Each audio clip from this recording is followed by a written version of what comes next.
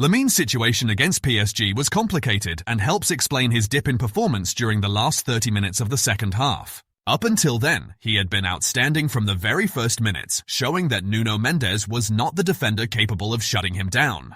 However, that duel faded in the closing stages because Mendes was moved out of position and Lamine began experiencing discomfort in his pubic area. In practice, he was playing limited during that stretch. His drop in performance was further impacted by Barca losing control of possession, which left him isolated in attack. Reports later confirmed that Yamal's pubic discomfort flared up again after the PSG match, as he was seen limping after the game. Catalonia Radio went further, claiming that Yamal struggled so much with the pain that he couldn't even stretch out in bed, describing the discomfort as unbearable. The situation turned out to be more serious than initially thought. This is not good news for Barcelona, who have already been hit by several injuries in recent weeks. Yamal could be sidelined for up to 3 weeks, potentially missing games against Sevilla and Girona. So why did Luis de la Fuente still include him in Spain's squad despite knowing about the injury? According to Mundo Deportivo, de la Fuente was already aware of Yamal's condition before announcing the call-up list on Friday. He personally phoned the Barca prodigy on Thursday, a day before going public with the squad, and was informed of the discomfort the 18-year-old felt after the PSG game. De la Fuente reassured the Ballon d'Or runner-up that he wouldn't be forced to play, but explained that, unless Barcelona issued an official medical report, he was obligated to include him so that Spain's doctors could assess him at Las Rosas. If unfit, as the player himself suggested, he would return to Barcelona. Barca failed to send Yamal's medical report on time, which left De La Fuente with no choice but to call him up, even though the forward was clearly unavailable for Sevilla due to the pubic pain. Only on Friday, after the RFEF finally received the documentation, was his withdrawal made official. During that week, sporting director Deco stayed in close contact with Aitor Karanka to discuss both the controversy between Flick and De La Fuente and the availability of players. Meanwhile, La Liga president Javier Tebas downplayed the situation, telling reporters, "I didn't really follow the matter. I saw Luis's comments, Flick's comments, and the injury, but I didn't keep up. There are many games, players get injured and miss matches. That's always the story between international duty, the national team, the league. I've seen this movie before." Ahead of the Sevilla clash, Flick was again asked about the controversy and addressed it briefly. No, this is the situation was after the last international break.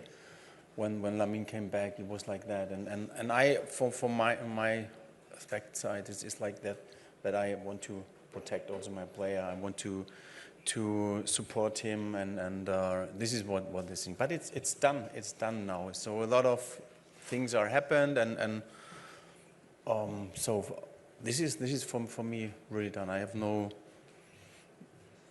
bad things about this situation, and this happens in football. Of course we know it, and I also know it as from the other side. So it's also not easy for him, it's not easy for me, but you also have to understand that I have to protect my player. So this is the reason why I make it so in this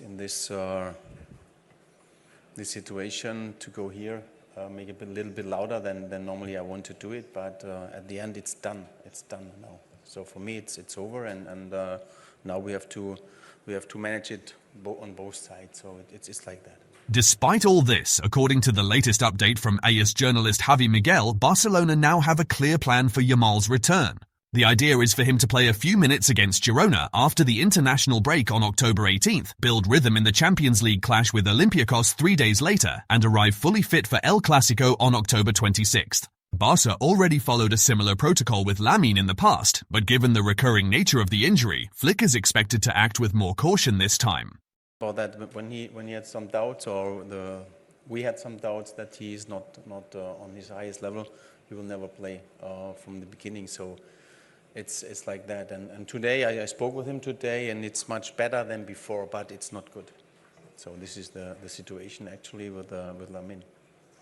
No, also I spoke this morning with him, and this is also a part of our conversation. Like, okay, how we can help. So it's like that. If he,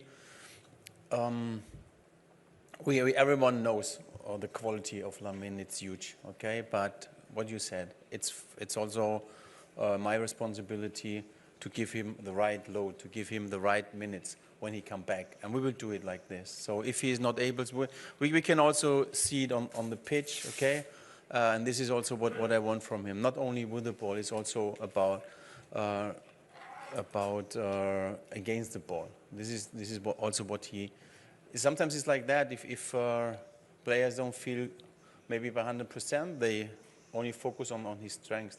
And this is with the ball. He's huge. He's amazing with the ball. But we also, as a team, we need also this part when we defend. And because for me, he's really one of the best. He's very smart, very intelligent to steal the ball from the opponent. And when he's 100%, he can do this. And so for me, it's like this to manage the minutes. If we see, okay, he's not able to do this, okay, then he play less than 90 minutes. It's now like also we have to learn. We have to learn with this situation, and we do it. Asked about Lamine's availability for the Real Madrid clash, Flick admitted he is still not sure.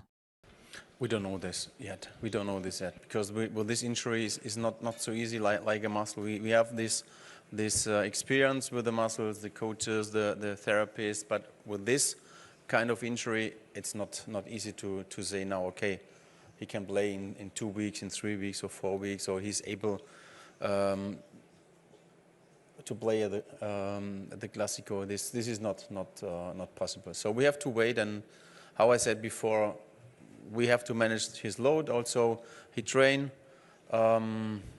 with our recovery team, and so this is the next weeks. He are with them, and so we go step by step, and have to see how his evolution is. Former Barcelona coach Xavi recently spoke with Marca and didn't hold back when discussing Lamine Yamal. Xavi, the person who gave Yamal his first chance and debut, reflected on the prodigy's rise and praised his talent in glowing terms. "I'm very proud of what Lamine is doing and that I had the chance to give him his debut. I saw that he was very prepared, even at just 15 years old. I could tell he was confident, very capable, making a difference in training. He wasn't afraid of anything. From day one, he made an impact. To me, he's one of the chosen ones and can leave his mark on world football. He has no complexes, no fear." When asked if Yamal should have won the Ballon d'Or over Ousmane Dembélé, Xavi was clear but realistic. "This time, collective titles weighed more. For me, of course, he deserved it. Vitinha, Salah, Pedri and Rafinha also deserved it. Many deserve it, but in the end, titles carry more weight. Lamine will win it. I'm convinced of that, but it will be when his team wins the Champions League or the World Cup." Xavi also reflected on whether he expected Yamal's rapid rise after his debut. "Yes, absolutely. We talked about it with the team. We said he had the potential to be Ballon d'Or. Watching him train, you could already see something different. You immediately realized he was one of the chosen ones." He continued discussing the role of midfielders in modern football and how players like Vitinha, Pedri and De Jong usually control games, but exceptional talents like Lamine and Dembélé can decide crucial moments. "Vitinha, Pedri and De Jong are the ones who dominate games. I used to be like that. They are very important, but there are also the chosen ones, like Lamine, Dembélé and others from the past, who are decisive in tight games." Xavi has no doubts. Sooner or later, Lamine Yamal will be Ballon d'Or. But to achieve it, he'll need to win the Champions League or the World Cup. Can Barcelona manage to win without Lamine, as in recent matches? Let me know in the comments. And don't miss Rashford's unbelievable reaction, something nobody could have imagined. Just click the video on your screen. Have a great weekend and enjoy the game.